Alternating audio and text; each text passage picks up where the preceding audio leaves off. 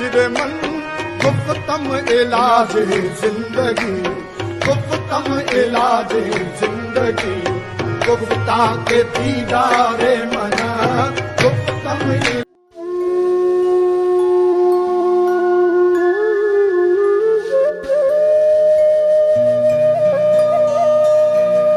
جی ذوالفقار صاحب بھائی یہ وہ بلند ہوا ماحول کافی سوگوار سا ہو گیا ہے. جی میرا سوال ایک چھوٹا سا یہ ہے کہ مجھے ڈر لگتا ہے، اچھا موت سے ڈر نہیں لگتا، لیکن یہ ڈر لگتا ہے اس وقت کوئی تکلیف ایسی نہ ہو جس سے آپ شکر سے ناشکری میں داخل ہو، یا اللہ تعالیٰ کی قربت سے آپ تھوڑے تھوڑے دور ہو جائیں، اتنی تکلیف میں آپ چلے جائیں. وہ ایک خوف ہے کہ زندگی میں آپ چاہے گزار ٹھیک ہے، آپ نے اللہ تعالیٰ کی مہربانی کی ہے، لیکن اس وقت کا ایک خوف ہے کہ یا اللہ ایسا نہ ہو کہ میں اس لمحے کہیں کافر ہو جاؤں. اس کا کوئی طریقہ بتا. ٹھیک ہے. تو ابھی تو آپ کو الحمدللہ کی نعمت حاصل ہے نا، جی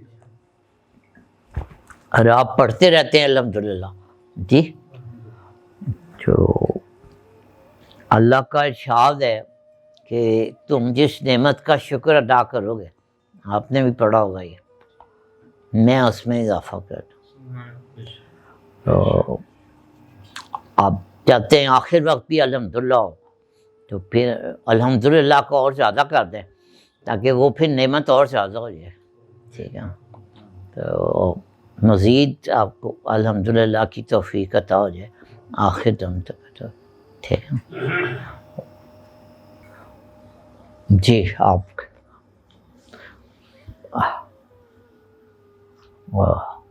مختصر کرنے سوال. جی بابا ان کا شعر ہے کہ واسط مجھے ادب سے ملی منزل ابد آدور میں محیط ہوں جس زاویے میں. جی اور اس کی تشریح کرنے سے پہلے آپ اس شعر کی بیوٹی پہ غور کر لیں. جب آرٹسٹ تصویر بناتا ہے نا تو اس تصویر کا کوئی مطلب بھی وہ شعر کہتا ہے نا، تو شعر کے مطلب سے پہلے اس شعر کی بیوٹی دیکھی جاتی ہے کہ کتنا خوبصورت شعر. ٹھیک ہے نا. اب اس شعر کی خوبصورتی یہ ہے کہ اس میں جیومیٹری کی دو ٹرمز اکٹھی استعمال کی، ایک محیط اور ایک زاویہ ہے نا. یہ بابا حضور کا ایسے فکر ہے کہ دوست وہ ہوتا ہے جیسا بیٹھے ہیں جس سے مل کے غم تقسیم ہو جاتے ہیں اور خوشیاں ضرب کھا جاتی ہیں. تو میتھمیٹکس کے فارمولے میں دوست کی ڈیفینیشن بیان کرتے ہیں. تو یہ اب جیومیٹری کا فارمولہ ہے. آپ جانتے ہیں کہ محیط جو ہوتا ہے سرکمفرنس ہوتا ہے، زاویہ جو ہوتا ہے وہ اینگل ہوتا ہے، اور ایک سرکمفرنس کے اندر 360 اینگل ہوتے ہیں. تو اتنے زیادہ اینگل ہوتے ہیں ایک سرکل.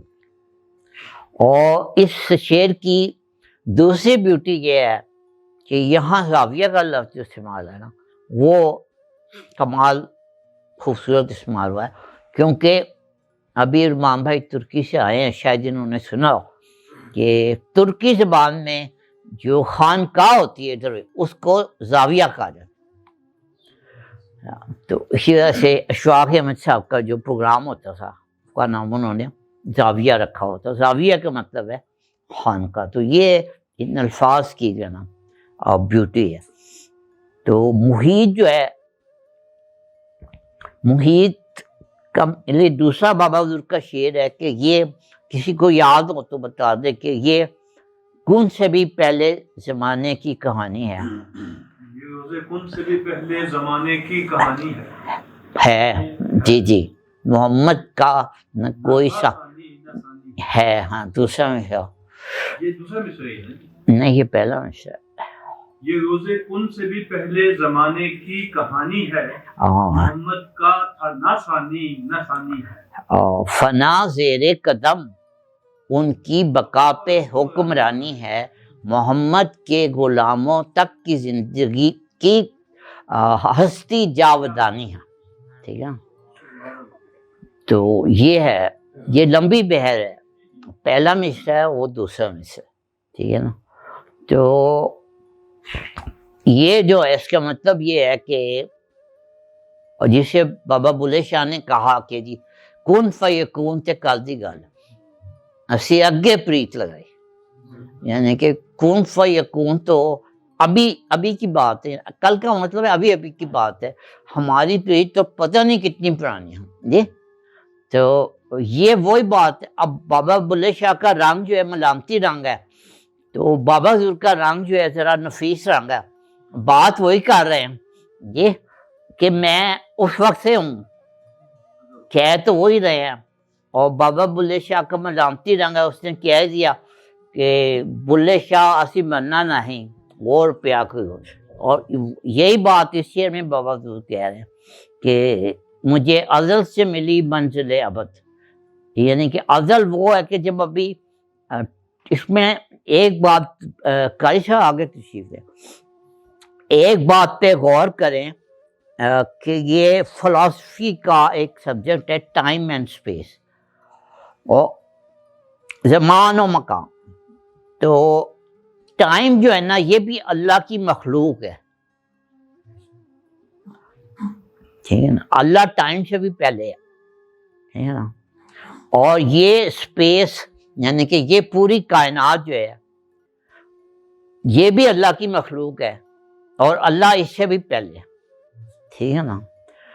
تو ٹائم سے پہلے جو بات ہے نا اس کو ہم ازل کہتے ہیں، اور ٹائم جب ختم ہو جائے گا اور اسپیس بھی ختم ہو جائے گی اس کو ہم ابد کہتے ہیں. ٹھیک ہے، یعنی کہ ایک تو گنتی میں زیرو ہوتا ہے نا اور ایک مائنس زیرو بھی ہوتا ہے. ٹھیک ہے نا. وہ یہ مائنس زیرو کی بات ہو رہی ہے. ٹھیک ہے، جب زیرو بھی نہیں تھا. ٹھیک ہے نا، ٹائم بھی نہیں تھا اور وہ ازل کا وقت تھا جس وقت تو اس کے بعد پھر کن فیکون کہا گیا. ٹھیک ہے نا. تو اس وقت سے لے کے جب وقت ختم ہو جائے گا اس وقت تک میرا دائرہ کار ہے. یہاں پہ جیسے قرآن میں اللہ کی کرسی سے مطلب اللہ کا اختیار ہے. ٹھیک ہے، اس کا چیئر مطلب نہیں ہے. اب محیط سے مطلب ہے کہ میرا دائرہ کار جو ہے وہ ازل سے لے کے ابد ہے. ٹھیک ہے نا. جیسے ہم کہتے ہیں نا کہ کسی کے پاس جائیں کہ یہ کام کر دو، تو وہ کہتا ہے کہ جی یہ کام میرے احاطہ کار سے باہر ہے. احاطے کا لفظ استعمال کرتے ہیں، احاطے کا لفظ بھی محیط سے نکلا، دائرہ اختیار سے باہر ہے، احاطے اختیار سے باہر ہے. تو وہ کہہ رہا ہے کہ شاعر کہہ رہا ہے کہ میرا جو احاطہ ہے نا اس سے کوئی چیز باہر ہونے کا سوال ہی پیدا نہیں.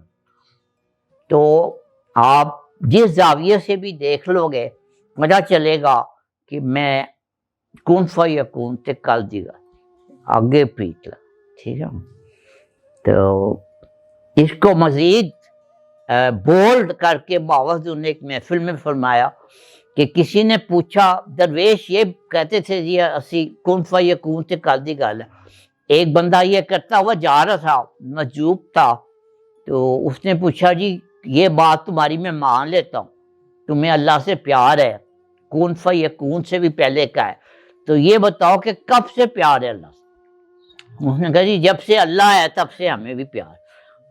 تو اگر اس درویش کو جب سے اللہ ہے تو پھر بتائیں کہ وہ درویش کہاں تھا اسے. ٹھیک ہے.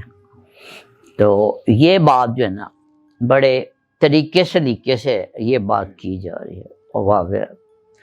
اور واویہ جو ہوتا ہے نا یہ اس کا ایک مطلب پوسچر بھی ہوتا ہے. فلم کا اچھے سے اچھا ہیرو جو ہوتا ہے نا وہ کیمرہ مین جانتا ہے کہ اس کو کس اینگل سے میں شوٹ کروں گا تو یہ حسین لگے گا. ہر ہیرو ہر اینگل سے حسین نہیں ہوتا، کچھ اینگل ہوتے ہیں اس میں بہت بدصورت ہوتا ہے. تو یہاں پہ یہ بات بھی کی جا رہی ہے کہ میں ہر اینگل سے ہی، نہ مجھے کسی اینگل سے بھی دیکھ لو میں حسین ہوں،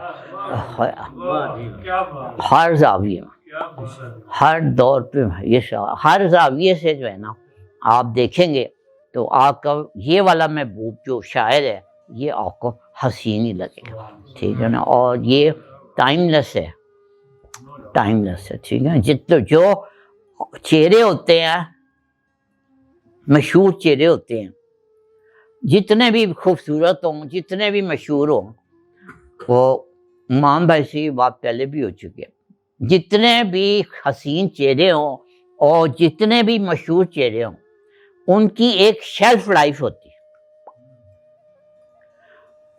آج کا خوبصورت ترین ہیرو جو ہے وہ آج سے 20 سال بعد کسی کو اس کا نام بھی نہیں پتا،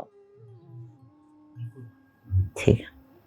اسی طرح آج کا جو مشہور ترین بندہ ہے، اب یہاں سب لوگ بیٹھے ہوئے ہیں، اگر میں کسی سے کہوں کہ پنجاب کے 5 گورنروں کے نام بتا دیں تو میں حال کوئی نہیں بتا سکتا، ٹھیک ہے نا. یعنی کہ اتنی جلدی بندہ غائب ہوتا ہے سین سے. اب وہ جو ایکٹر جو ہے وہ پرانا ہو گیا، وہ سین سے غائب ہو گیا، اس کی ایک شیلف لائف تھی، لوگ اس کے کروڑوں لوگ عاشق تھے، اس پہ بڑھتے تھے، جان دیتے تھے، لیکن 20 سال بعد کوئی اس کو پہچانتا بھی نہیں ہے، کوئی اس کا نام بھی نہیں جانتا، ٹھیک ہے. یہ ہوتی ہے ایک سیلیبریٹی کی لائف، ٹھیک ہے، اور شیلف لائف، ٹھیک ہے. تو یہاں پہ یہ کہا جا رہا ہے کہ میں یہ جو شاعر ہے یہ ایسا محبوب ہے کہ اس کی کوئی ایکسپائری ڈیٹ ہے، نہ ایکسپائری ڈیٹ ہے نہ مینوفیکچرنگ ڈیٹ لکھی ہوئی ہے اس کے اوپر، ٹھیک ہے. واصف مجھے ازل سے ملی منزل ہر دور، یعنی کہ میں یہ اس پیکٹ کے اندر جو جوس ہے نا یہ ہر دور میں فریش رہے گا، ٹھیک ہے، یہ کبھی ایکسپائر نہیں ہو. تو یہ اس کا، ٹھیک ہے. اور وہ اقبال کا کوئی حافظ ہے یہاں، لو بھی تو قلم بھی تو، جی تمہیں تیرا وجود الکتاب، گنبد آب گینا رنگ تیرے محیط میں حباب. گنبد آب گینا رنگ کا مطلب ہے یہ بلو اسکائی. آب گینا اس کا ہے، آب گینا کے اندر پانی ہوتا ہے، اس میں پانی بلو ہوتا ہے.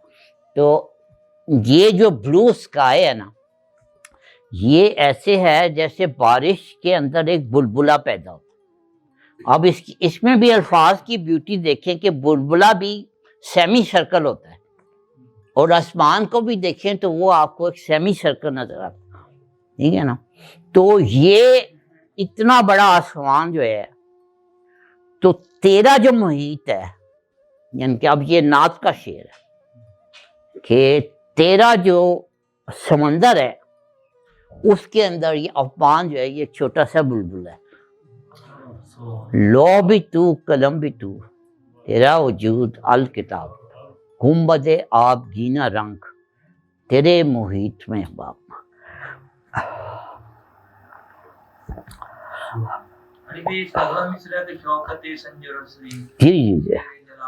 جی اس میں ہم پھر بہت دور نکل جائیں گے.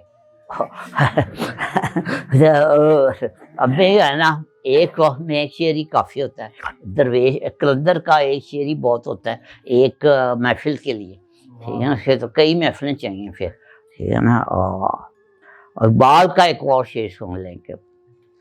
تو ہے محیط بے کراں، محیط اب یہاں سمندر کو کہہ رہے، تو ہے محیط بے کراں میں ہوں ذرا سی آبجو.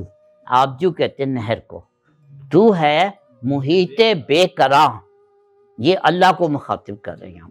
میں ہوں ذرا سی آبجو، یا مجھے ہم کنار کر، یا مجھے بے کنار کر، یا اپنے ساتھ ملا لے، یا مجھے خود ہی سمندر بنا دے.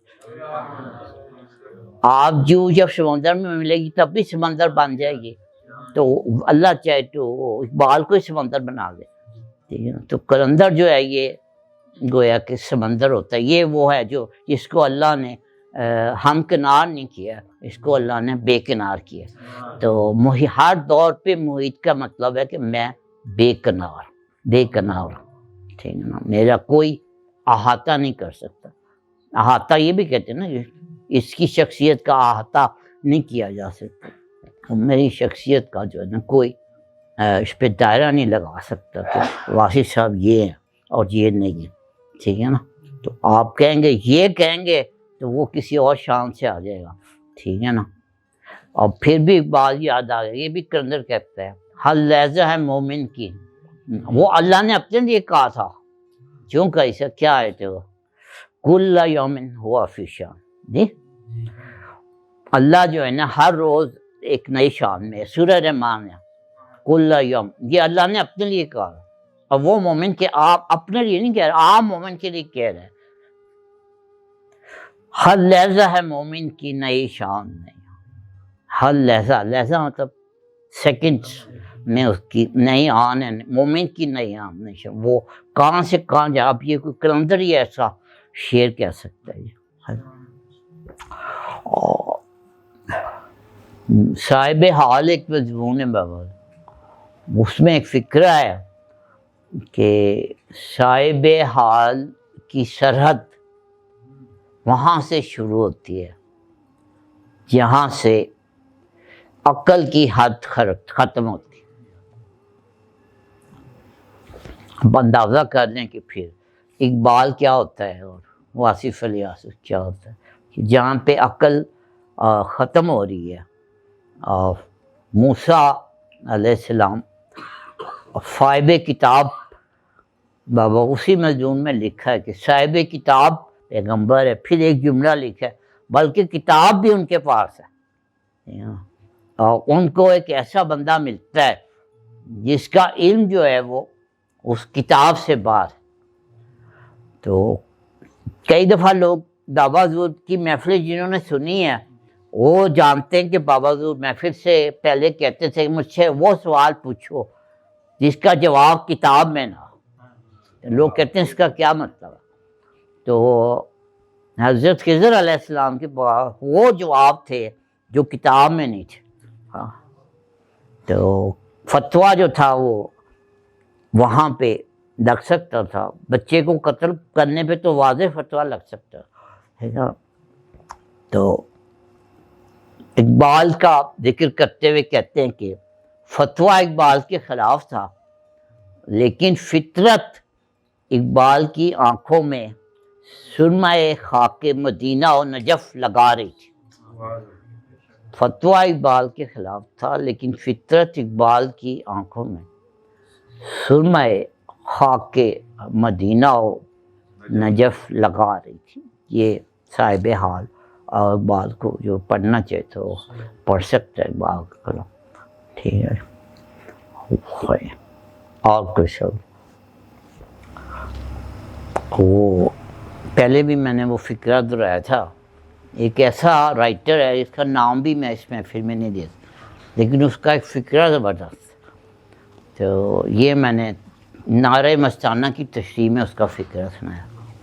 تو اس نے کہا کہ سب سے زیادہ جھوٹ عدالتوں میں قرآن پاک پہ ہاتھ رکھ کے بولے جاتے ہیں، سب سے زیادہ جھوٹ عدالتوں میں قرآن پاک پہ رکھ کے بولے جاتے ہیں، اور سب سے زیادہ سچ دنیا میں شراب خانے میں شراب پی کے بولے جاتے ہیں۔